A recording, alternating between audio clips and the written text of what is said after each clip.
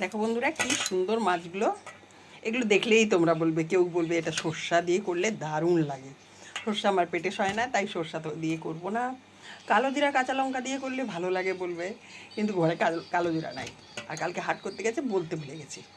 তো এটাকে আমি হালকা পেঁয়াজ বাটা দিয়ে ঝোল করব। তো দেখো পেঁয়াজ আর টমেটো লঙ্কা এগুলো কেটে নিয়েছি আমি। এদিকে মাছটাকে এবার ভালো করে দুই পিট করে ভেজে নেব। মাছ খুব একটা রান্না করতে তোমরা আমাকে দেখো না, কারণ এটা অন্যদিন রান্না করে, এখনও শরীরটা খারাপ জন্য করে না। আজকে আমার দায়িত্ব পড়েছে, তাই আমি দেখো সুন্দর করে এটাকে ভেজে নিচ্ছি। দেখছো এত সুন্দর মাছে থাল থাল উঠে যাচ্ছে। আমি কখনো ভাজি না, যে আজকে ভাজতে নিয়েছি। দেখো এত তেল গরম করলাম, তাও দেখো কেমন থালটা উঠে গেল। এই যে একটা মাছের গায়ে আরেকটা লেগে যায় না, এইটা ছাড়ানোই মুশকিল। দেখো কেমন লেগে গেছে, এটাকে এখন উল্টাতে পারছি না আমি। এদিক দিয়ে ওদিক দিয়ে সব দিক দিয়ে খুঁটিয়ে দেখছি। এই একটাকে মোটামুটি উদ্ধার করতে পেরেছি। তো দেখো এই চারটা মাছ ভাজা হয়ে গেল, এই তিনটা ভালো হয়ে গেল। ওর এগুলো যেন লেগে না যায়, দেখো নাড়তে গেলে বেশি করে না। ভালো লাগলো, মনে হয় এটা ভালোই হবে। দেখার মধ্যে আবার ফাটছে, বুঝলে, পটাশ পটাশ করে ফাটছে আবার। ফাইনালি দেখো সব মাছ ভাজা হয়ে গেছে। এবার মশলাটা কষে নিই।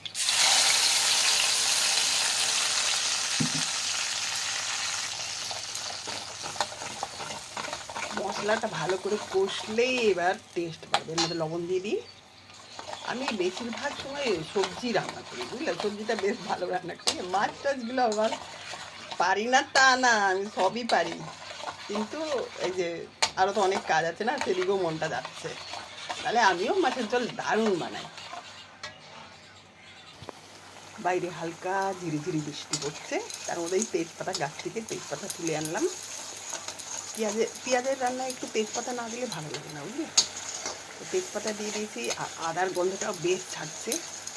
ও জিরে গুঁড়ো একটু দিলে হতো, জিরে গুঁড়োও শেষ হয়ে গেছে। আমি আসলে বাজারে যখন যাই বলতে ভুলে যাই, বুঝলে, পরে মনে পড়ে। আর আমাদের এখান থেকে বাজার অনেক অনেক দূরে।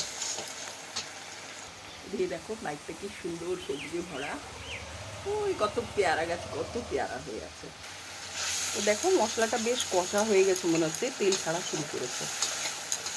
এইবার জল দিয়ে মাছগুলো ছেড়ে দিই। কি সুন্দর কালারও এসছে। যত কষবে ততই স্বাদ বাড়বে। পুরা কষছি অনেকক্ষণ ধরে। অন্যদের হাতে রান্না এই জন্যই তো সুন্দর হয়, ও তেল বেশি দেয় আর অনেকক্ষণ ধরে কষে, বুঝলে।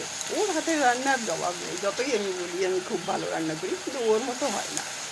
ও দারুণ রান্না করে, ওর ব্যাপারই আলাদা। আসলে ওরা জয়েন্ট ফ্যামিলি তো, কাকিমা জেঠিমা এদের সবার রান্না দেখে দেখে শিখে।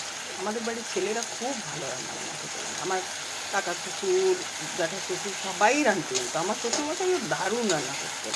তো এই বাড়ির ছেলেরা দারুণ কাজে, সব কাজ পারে, A to Z। মানে কি ওই কি যেন একটা বলে না, কি একটা এই মুহূর্তে মনে পড়ছে না, সব কাজই পারে। যে সব কাজই পারে তাকে যেন কি একটা বলে। ও মনে পড়েছে, জুতো সেলাই থেকে চণ্ডী পাঠ, সব কাজই এই বাড়ির ছেলেরা পারে। তো চলো, হয়ে গেছে, জল দিয়ে দিলাম। এবার মাছগুলো ছেড়ে দিই, তাই না? নাকি জলটা ফুটাবো? দিয়েই দিই, কে কতক্ষণ দাঁড়াবে। মাছগুলোও দিয়ে দিলাম, কি সুন্দর লাগছে। চলো মাছের ঝোল তো হয়ে গেলে এবার মাছের মধ্যে ঝোলটা ঢুকলেই হলো। ঢাকা দিয়ে দিই কিছুক্ষণের জন্য। ওই দেখো কেমন ঝমঝম করে বৃষ্টি শুরু হয়েছে, দেখতে পাচ্ছ রাস্তায় জলের ফোঁটা পড়ছে। দেখছো বাড়ির সামনে যে রাস্তাটা, ওখানে টপ টপ টপ করে বৃষ্টি। তো দেখো আমার রান্না কমপ্লিট, মাছকলাইয়ের ডাল করে দিয়েছি রুটির সাথে। তো চলো বাই।